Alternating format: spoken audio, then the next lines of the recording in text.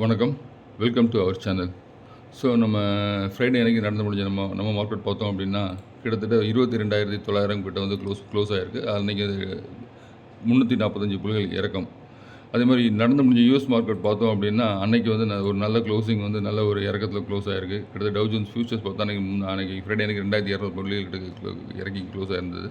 Nasdaq பார்த்தோன்னா 1,200 1000 புள்ளிகள் கிட்ட அது மாதிரி இருந்தது. எஸ்என்பியும் ஒரு 322 புள்ளிகள் கிட்ட அன்றைக்கி இறங்கி க்ளோஸ் ஆகிருந்தது. அது இப்போ டவ் ஜோன்ஸ் ஃபியூச்சர்ஸ் வந்து ஸ்டார்ட் ஆகிருக்கு. ஸோ அதில் வந்து பார்த்தோம் அப்படின்னா ஒரு 1,500 புள்ளிகள் கிட்ட இப்போ இறக்கத்தில் போய்கிட்டு இருக்குது. யூஎஸ் மார்க்கெட் கண்டினியூஸாக ஒரு இறக்கத்துலேயே இருக்குது. டவ் ஜோன்ஸ் ஃபியூச்சர்ஸ் பார்த்தா இப்பயும் வந்து ஒரு 1,500 புள்ளிகள் கிட்ட இறக்கத்தில் ஓடிக்கிட்டு இருக்குது. அந்த ஃப்ரைடே க்ளோஸிங் 2,200, இப்போ ஒரு 1,500 புள்ளிகள்லாம் கிட்டத்தட்ட ஒரு 2 நாள் ஒரு 3,500 புள்ளிகள் கிட்ட இறங்கியிருக்கு. அதே மாதிரி ட்ரம்ப் கொண்டு வந்த ரெசிப்ரோக்கல் டாரிஃப் கிட்டத்தட்ட உலகம் போல ஒரு பெரிய அளவில் இம்பேக்ட் பண்ணியிருக்கு. அதில் வந்து பார்த்தோம் அப்படின்னா அமெரிக்கா வந்து அமெரிக்காவால் அடுத்த நாடுகள் பாதிக்கும் அப்படின்னு சொல்லி பார்த்தோம். ஆனால் ட்ரம்ப் கொண்டு வந்தது அவங்க நாட்டை தான் பெரிய அளவில் பாதிச்சிருக்குன்னு சொல்லி மக்களோட போராட்டம் பெரிய அளவில் வந்து நடந்துருக்கு. அவர் 2ஆம் தேதி அன்றைக்கி ரெசிப்ரோக்கல் டாரிஃப் கொண்டு வந்தார். அடுத்த நாள் வந்து எல்லா மாகாணங்களையும் பெரிய அளவில் போராட்டம் இருக்குது. பாஸ்டன் ஆகட்டும், நியூயார்க் ஆகட்டும், சிகாகோ ஆகட்டும், போர்ட்லேண்ட், சான் ஃப்ரான்சிஸ்கோ, ஓக்லாண்ட் ஆகட்டும், அதே மாதிரி இப்போ எல்லா மாகாணங்களையும் பெரிய அளவில் போராட்டம் நடந்துகிட்டு இருக்குது. ரெசிப்ரோக்கல் தாரிஃபுக்கு ஏற்ற மாதிரி நீங்கள் பண்ணது வந்து சரியில்லை, ரெசிப்ரோக்கல் தாரிஃப் நம்ம நாட்டோட இதை வந்து பாதிக்கும் அப்படின்னு சொல்லி மக்களோட போராட எழுச்சி பயங்கரமாக இருக்குது. அங்கே தெருவில் வந்து போராட ஆரம்பிச்சிட்டாங்க மக்கள். இப்போ அதே மாதிரி நடந்து முடிஞ்ச ஃப்ரைடே அன்றைக்கி மார்க்கெட்டில் பார்த்தோம் அப்படின்னா அன்றைக்கி தான் வந்து வருஷத்தில் அதாவது 20 வருஷத்துலேயே வந்து ஒரு ஒர்ஸ்டான ஒரு 20 க்ளோசிங் அப்படின்னு சொல்லி டேட்டா கொடுத்துருக்காங்க. அதாவது 2020 கோவிட் அப்போ வந்து 13.69% வந்து மார்க்கெட் இறங்கியிருக்கு. அதே மாதிரி 2008 அப்போ பார்த்தோம் அப்படின்னா 11.71% இறங்கியிருக்கு. இப்போ ஏப்ரல் 4 2025 ரெசிப்ரோக்கல் தாரிஃப் கொண்டு வந்த மறுநாள் பார்த்தோம் அப்படின்னா 11.44% வந்து அவங்க நாஸ்டாக் காம்போசிட் இறங்கியிருக்கு. அதே மாதிரி டவ் ஜோன்ஸ் பார்த்தோம் அப்படின்னா 2020 கோவிட் சீசனில் பார்த்தோம்னா 15.26% வந்து டவ் ஜோன்ஸ் இறங்கியிருந்தது. அதே மாதிரி நவம்பர் 20 2008 அதாவது அந்த பார்த்தோம் அப்படின்னா 10.36% இறங்கியிருக்கு.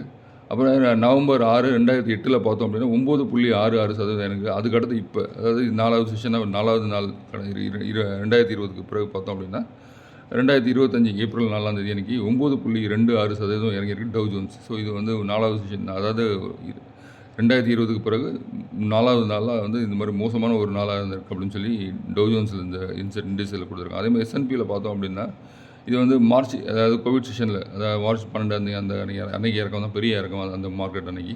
அதில் பார்த்தோம் அப்படின்னா 13.93% கொடுத்துருக்காங்க. அதே மாதிரி 2008 பார்த்தோம் அப்படின்னா 12.42% கொடுத்துருக்காங்க. அதே மாதிரி 2025 ஏப்ரல் 4ஆம் தேதி மார்க்கெட் இறங்குனது 10.53% வந்து பெரிய அளவில் இறங்குகின்றது. அதாவது 20 வருஷம் மார்க்கெட்டில் அவங்க அமெரிக்கன் மார்க்கெட்டில் பார்த்தோன்னா இது வந்து 3வது நாள் பெரிய அளவில் இறங்குனது, 3வது நாளாக வந்து இறங்கியிருக்கு அப்படின்னு சொல்லி கொடுத்துருக்காங்க. இன்றைக்கி நடக்க போகிற மார்க்கெட், நம்மளுடைய மார்க்கெட் எப்படி இருக்குன்னு தெரியல. பெரிய அளவில் இம்பாக்ட் பண்ணுச்சு அப்படின்னா அதே மாதிரி நடக்க போகிற யூஎஸ் மார்க்கெட், சாயந்தரம் நடக்க போகிற யூஎஸ் மார்க்கெட்டில் எந்த அளவு இறக்கம் இருக்குன்னு தெரியல. ட்ரம்ப் ஒரு பிஸ்னஸ்மேன், இது வந்து பெரிய அளவில் கொண்டு போக மாட்டாருன்னு எதிர்பார்க்குறேன் நான். ஸோ ஏன் சொல்கிறேன் அப்படின்னா அவர் வந்து வலை விரிச்சிருக்காரு. இதில் வந்து எந்தெந்த மீன்லாம் வந்து நமக்கு வந்து உழுவுதும் பார்க்க ட்ரை பண்ணியிருக்காரு. ஸோ இப்போயே வந்து சில நாடுகள்லாம் என்ன பண்ணியிருக்காங்க அப்படின்னா, அதே மாதிரி வியட்நாம், தைவான் இவங்கெல்லாம் பார்த்தோம் அப்படின்னா நான் உங்களுக்கு உங்கள் மேலே போட்டிருக்கிற வரியெல்லாம் வந்து 0% வரியாக மாற்றிடுறோம் அப்படின்னு சொல்லி பேசியிருக்காங்க. அதே மாதிரி 50 நாடுகளை சேர்ந்தவங்க வந்து இந்த தாரிஃப் பற்றி நெகோசியேஷன் பண்ணலாம் அப்படின்னு சொல்லியிருக்கிறதா வந்து அமெரிக்க national economic council director Kevin Hassett சொல்லியிருக்காரு. நாங்களும் வந்து உங்களுக்கு, அதாவது நாங்கள் போட்ட வரியை வந்து நாங்கள் கன்சிடர் பண்ணி குறைக்கிறதுக்கு ட்ரை பண்ணுறோம் அப்படின்னு சொல்லியிருக்கிறதா வந்து அவர் சொல்லியிருக்கிறாரு. அதுமாதிரி நம்ம இதில் வந்து பியூஷ் கோயல் சார் வந்து ஏப்ரல் 9ஆம் தேதி அன்றைக்கி எக்ஸ்போர்ட்டர்ஸ் கிட்டதெல்லாம் வந்து பேச போகிறதா வந்து ஒரு நியூஸ் இருக்குது. அமெரிக்காவுக்கு யாரெல்லாம் எக்ஸ்போர்ட் பண்ணுறாங்களோ அவங்களெல்லாம் கூப்பிட்டு வந்து ஏப்ரல் 9ஆம் தேதி பேச போகிறாங்க. அதுமாதிரி இன்றைக்கி நடக்க போகிற நம்ம மார்க்கெட் ஃப்ரைடேவில் அந்த ஃப்ரைடேவோட எஃபெக்ட் நம்ம மார்க்கெட்டில் இன்றைக்கி இருக்கலாம்.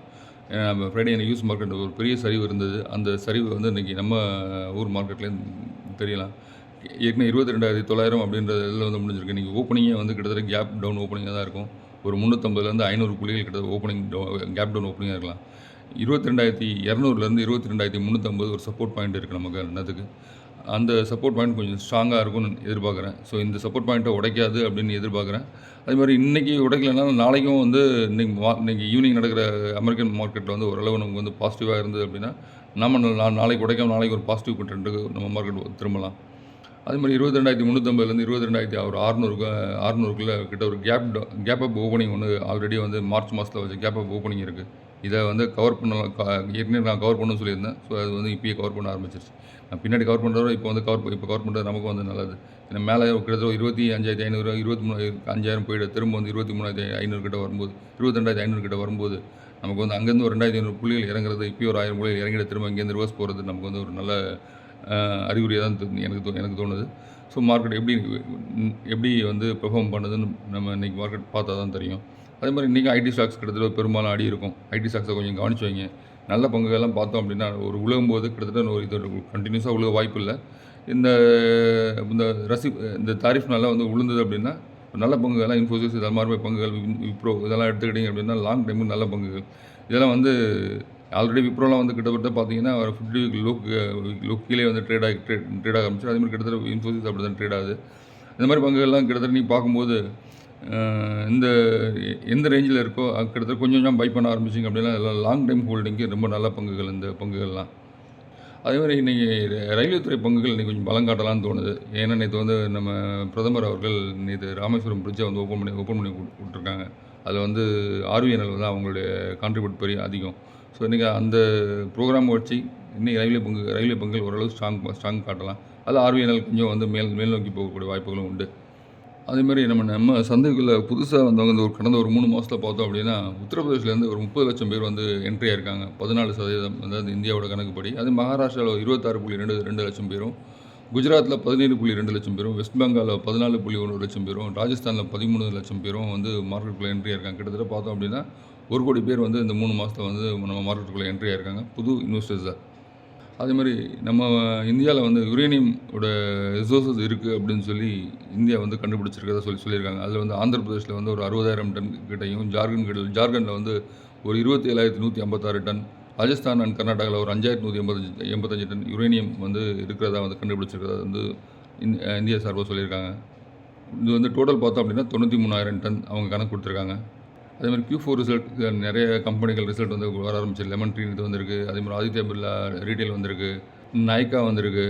அதேமாதிரி நம்ம மார்க்கெட்டில் பார்த்தோம் அப்படின்னா 52 வாரம் பயணம் பண்ணிக்கிட்டு இருந்த பங்குகளில் கிட்டத்தட்ட பெரும்பாலும் வந்து நிறைய பேர் வலதுசாரி வந்து அடைஞ்சு கீழே வந்திருக்கு. அதில் ஏஞ்சல் ஒன் பார்த்தோம் அப்படின்னா ஒரு 49%, சிடிஎஸ்எல் பார்த்தோம் அப்படின்னா ஒரு 42%, சிஜி பவர் பார்த்தா ஒரு 41%, சைண்ட் 42%, டிமார்ட் பார்த்தா ஒரு 43%, எக்ஸைட் இண்டஸ்ட்ரீஸ் 45%, கார்டேஜ் ப்ராப்பர்ட்டிஸ் ஒரு 44%, HCL 40%, HFCL ஒரு 49%, ஹட்கோ ஒரு 47%, ஐடிஎஃப்சி பேங்க் பார்த்தா 44%, ஐஆர்எஃப்சி 45%, ஜியோ ஃபினான்ஷியல் ஒரு 44%, கல்யாண் ஜுவல்லர்ஸ் பார்த்தா 47%, என்பிசி 44%, NHPC ஒரு 40%, REC ஒரு 40%, ஒரு செயில் ஒரு 43%, HJV 49%, டாடா மோட்டர்ஸ் பார்த்தா 43%, ட்ரெண்ட் ஒரு 39%, வோல்டோஸ் ஒரு 42%.